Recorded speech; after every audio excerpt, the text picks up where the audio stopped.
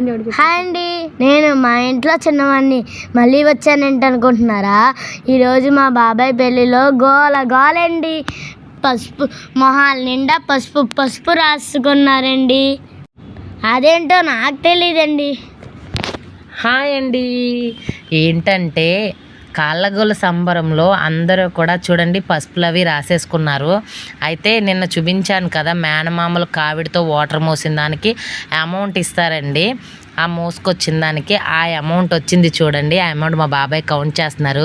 ఒకసారి మీరు వీడియోని సరిగ్గా గమనిస్తే ప్రతి ఒక్కరి షర్ట్ మీద ఫేస్కి పసుపు మొత్తం చూడండి.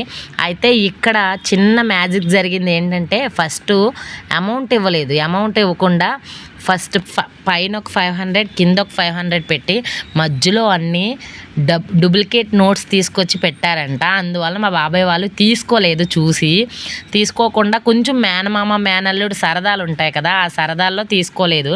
తర్వాత ఒరిజినల్ అమౌంట్ తీసుకొచ్చారండి. అందుకే తర్వాత ఇచ్చారు. అసలు రూల్గా అయితే ఆ అమౌంట్ ఇవ్వకుండా అక్కడ వాటర్ ఇవ్వరు పెళ్ళికొడుకు స్థానానికి.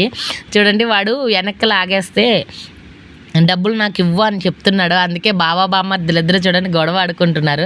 అది సరదాగా లేండి, సీరియస్గా అయితే కాదు. కానీ పెళ్ళి అంటే భలే సరదా ఉంటుందండి. చూడండి ఎంత జనమో. ఏంటి దుప్పటితో వెళ్తున్నారు అనుకుంటున్నారా? ఇందాక వాటర్ తెచ్చారు కదా, తర్వాత బాస్కం తెస్తారు. మంగళ వాళ్ళ ఇంటి దగ్గర ఉంటుంది, మేనమామలే తీసుకురావాలి. Okay, bye.